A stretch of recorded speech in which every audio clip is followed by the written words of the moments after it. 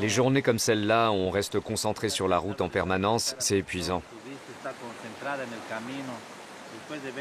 Après les accidents qu'on a vus, la meilleure chose à faire, la plus déstressante, la plus agréable, c'est de se laver.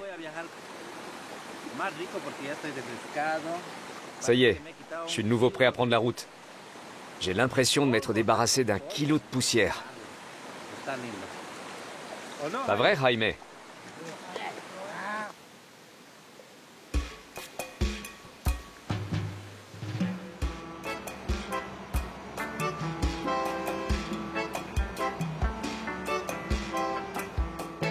Omar mène une vie typique de routier, avec une femme dans chaque port, comme tout capitaine au long cours qui se respecte. En route, je me fais de nouveaux amis. Je rencontre de nouvelles femmes qui m'attirent. Pas seulement dans ce pays, dans d'autres aussi. La vérité, c'est que j'ai 2 femmes. Avec la première, j'ai 2 enfants. Et avec la deuxième, j'en ai 1.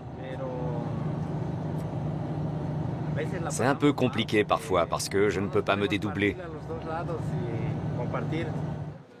Omar fait justement halte à Coroico, où vit sa deuxième femme, Veronica.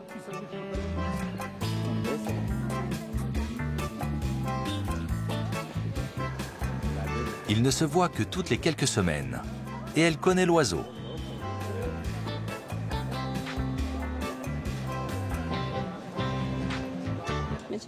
Oui, je suis jalouse. J'ai déjà roulé avec lui et j'ai vu beaucoup de choses.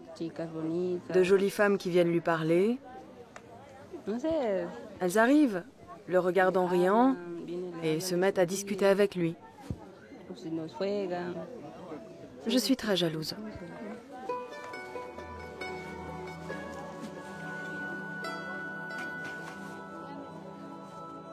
Comme chaque année à la Toussaint, les familles sont venues fleurir les tombes au cimetière de Coroico et commémorer leurs défunts.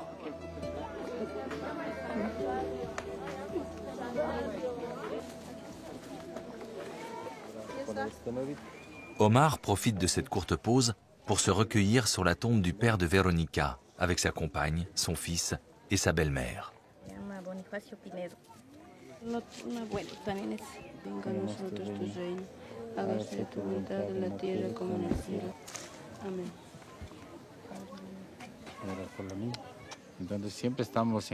Nous communiquons avec leurs âmes.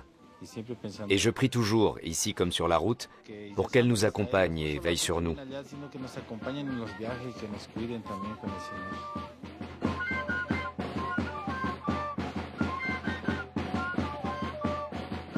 En Bolivie, la Toussaint se fête avec entrain. Des orchestres viennent jouer au beau milieu des tombes.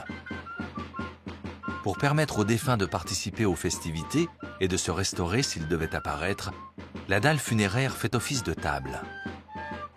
Des personnages en pâte à pain, des sucreries, des fruits et de l'alcool les y attendent.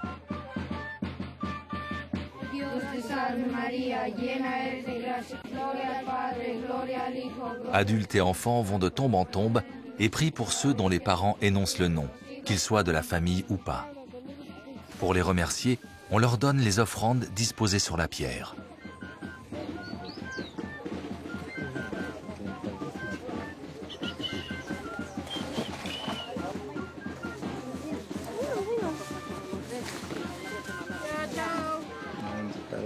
Omar aussi trouve tout naturel d'aller prier sur la tombe d'inconnus.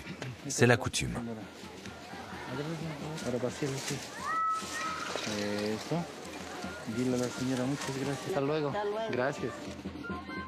La fête se poursuivra jusqu'au soir, mais Omar doit reprendre le volant. Il lui reste un dernier tronçon à parcourir, celui que l'on appelle la route de la mort. Au départ de Coroico, et sur une 60aine de kilomètres, la Carretera de la Muerte traverse quasiment toutes les zones climatiques de la Bolivie. Et jusqu'à La Paz, elle franchit 3000 mètres de dénivelé.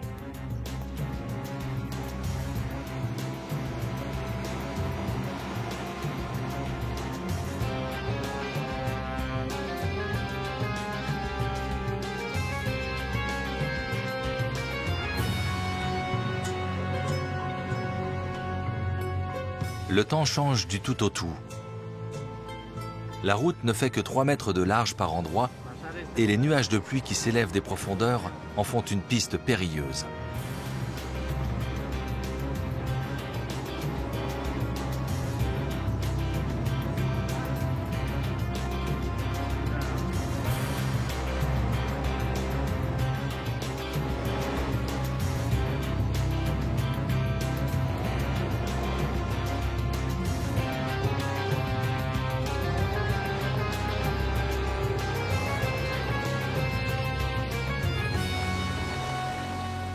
De simples filets d'eau se muent en torrents.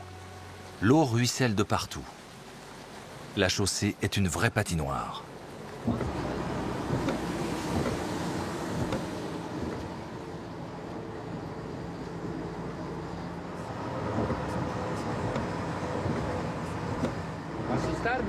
Je n'ai pas peur, mais je me méfie beaucoup de cette route. Et vu comme il pleut, elle est détrempée. Et il peut y avoir des glissements de terrain à tout moment, ou des chutes de pierres. Si un autre véhicule arrive en face, ça peut être trop étroit pour se croiser.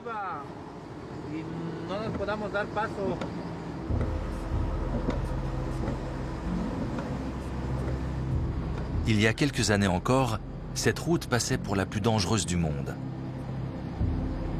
Depuis quelque temps, il existe une voie de contournement.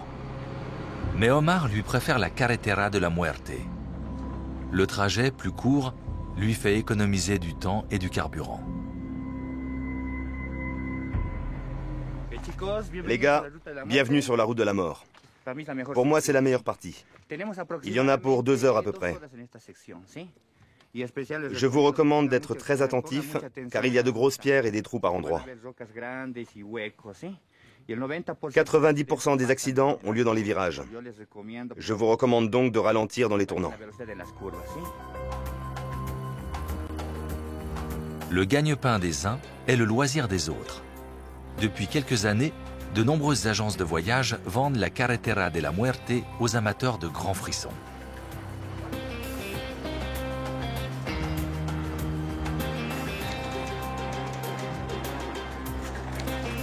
Elle leur propose de dévaler la piste légendaire en VTT sous la houlette de guides.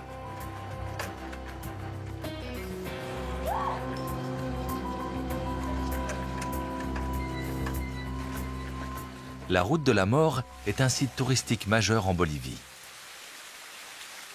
Ça descend tout le long, mais il faut rester très concentré.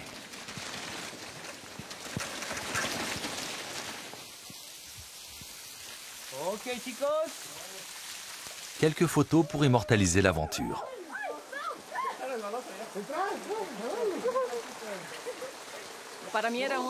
Depuis mon arrivée en Bolivie, je rêvais de descendre la route des Yungas. Au début, j'ai voulu abandonner, mais l'adrénaline l'a emporté. Maintenant, je suis là, et c'est trop bon. C'est fou ce que l'adrénaline peut nous faire faire. Quand on pense qu'on pourrait dégringoler de 1500 mètres, mais c'est vraiment étonnant. Quand vous roulez au bord du ravin, vous avez l'impression de voler. C'est incroyable.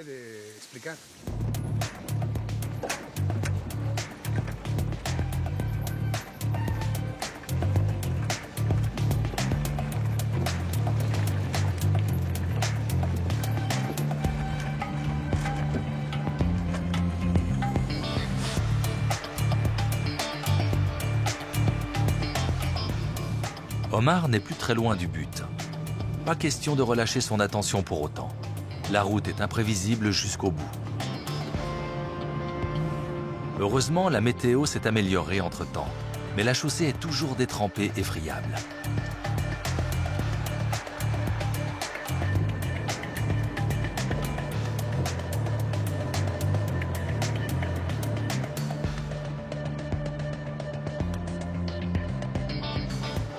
Omar quitte enfin la piste caillouteuse pour entamer la dernière partie du trajet. À partir de là, la route est entièrement goudronnée jusqu'à La Paz. D'abord, je remercie Dieu de m'avoir donné la vie. Puis, je lui demande de nous guider le long du chemin, pour que nous soyons toujours attentifs aux risques d'accident et que nous agissions prudemment. Le massif de la Cordillère Royale accompagne Omar jusqu'au point culminant du trajet.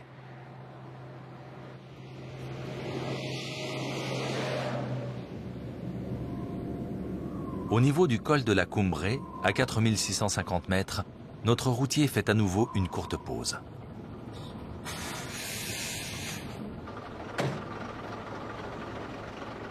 Sous un vent glacial, il salue la mémoire des victimes de cette route. Il remercie la Pachamama, la terre-mère, de l'avoir épargné jusque-là et implore la grâce de Dieu pour sa famille et lui-même.